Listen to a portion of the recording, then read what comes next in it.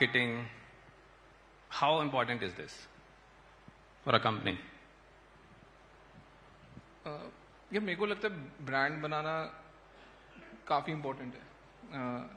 Otherwise क्या होता है, फिर आप कमोडिटी बिजनेस बन के रह जाओगे. कि आपको प्रीमियम कोई भी किसी चीज़ का दे रहा है, वो इसलिए है क्योंकि आपका ब्रांड है. Now half the time people think brand बनाना मतलब मैं एडवर्टीजमेंट कर लूँ या मैं कोई ब्रांड एम्बेसडर रख लूँ, right. They think it's a marketing job.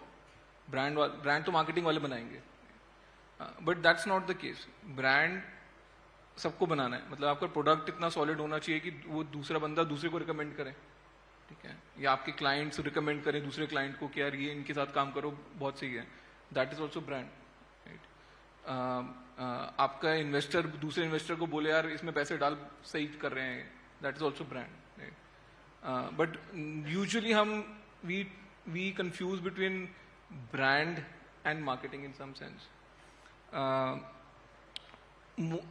B2B में भी ब्रांड बनाना बहुत जरूरी है. इसके आधा टाइम को लोग बोलते हैं यार मैं क्यों ब्रांड बनाऊंगा, तो कंज्यूमर फेसिंग बिजनेस ही नहीं हूँ.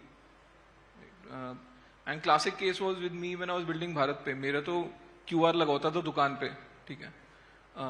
तो मेरे को तो मेरा रिश्ता तो दुकानदार के साथ था. मेरे को कस्टमर का कोई लेना देना ही नहीं था दूर दूर तक. But still I had this believe कि आपको ब्रांड बनाना पड़ेगा, बिकॉज एक दुकानदार आपका QR क्यों लगाए ओवर द अदर गाय, उसको हमेशा ये शक होगा ना, साला कौन सी नई कंपनी है भारत पे करके, पेटीएम अच्छा चल रहा है तो मेरा एक QR लगा, मैं इसका क्यों लगाऊं, मैं इस पे क्यों विश्वास करूं मेरे पैसे को हैंडल करने के लिए, right. And same is the case with you. A lot of clients would say कि यार मेरा कस्टमर एक्सपीरियंस तुम डिफाइन करने वाले हो ना आगे से. End of the day customer के घर तो तुम माल पहुंचाओगे, राइट. तो but if you have a, क्या कहते हैं, if you put effort in creating a brand, it will give back in ways which you cannot quantify upfront.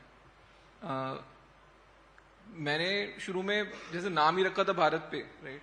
आधे लोगों को लगता है सरकारी कंपनी है, मोदी जी की है, ठीक है.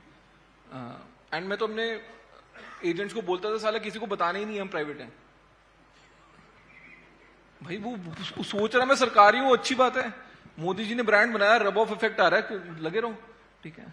सो थोड़े टाइम तक तो हमने वो खेला कि लोगों को लगता था सरकारी कंपनी है, मेरे पैसे कहाँ डूबेंगे, इसे इनके साथ काम करते हैं.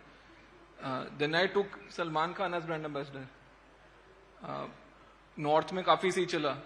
फिर मेरी सेल्स टीम आके बोलने लगी सर साउथ में कोई नहीं जानता सलमान को, ठीक है, तो आप महेश बाबू को ले लो, ठीक है. हर वो 4 इंडियन सदर्न स्टेट है ना, हर एक का अपना सुपरस्टार है मतलब.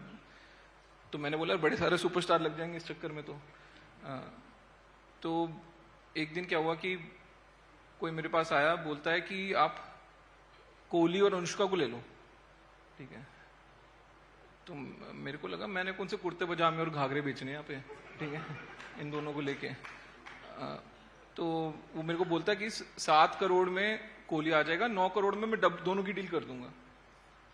अब मैं सलमान को उस टाइम पे देता था 3.5 पौने 4, बहुत तो मैंने उसको मतलब घिस के डील करी थी.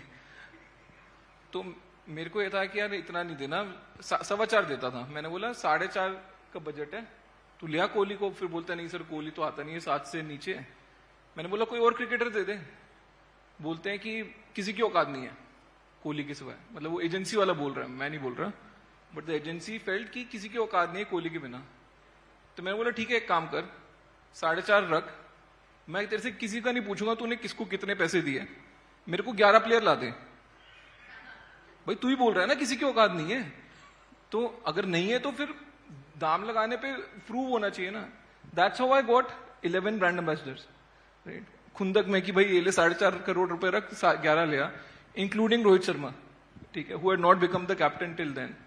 सो मेरे को तो मजा आता था ब्रांड बिल्डिंग में. मेरे को लगता है ये even as a founder, it is one thing which gives you that extra kick or excitement beyond building the business and the growth. So I think